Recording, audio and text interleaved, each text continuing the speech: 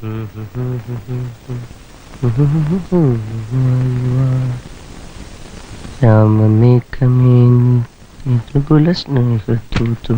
വാ ശ്യാമമേഘമേനി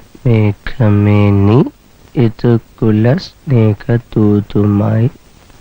ഹലോ, ആ ദൂരദർശൻ കേന്ദ്രൻ അല്ലേ? അല്ലേ, നീ നേരത്തെ പറഞ്ഞോളാ. ഓടാന്നോ?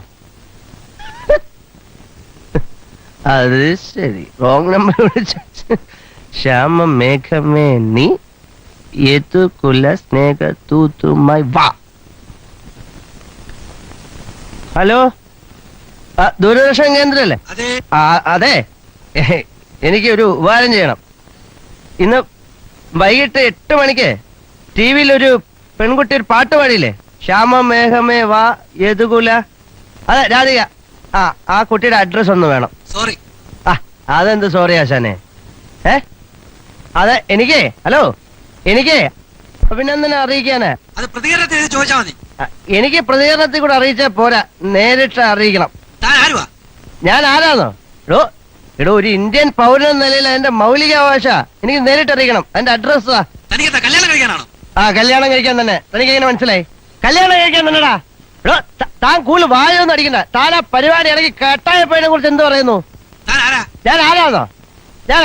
ഞാൻ നിന്റെ തൊണ്ട.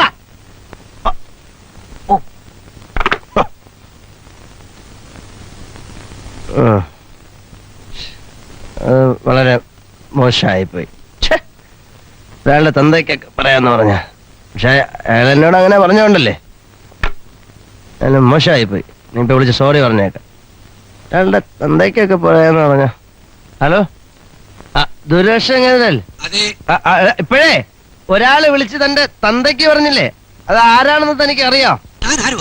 ഞാനോ? ഞാൻ തന്നെയാ തന്തയ്ക്ക് വിളിച്ച ആള്. ഞാൻ നിന്റെ തന്തയാടാ, തന്ത. അയ്യോ, ഒരാളുടെ തന്തയ്ക്ക് പറഞ്ഞു. എന്തൊരു ആശ്വാസം.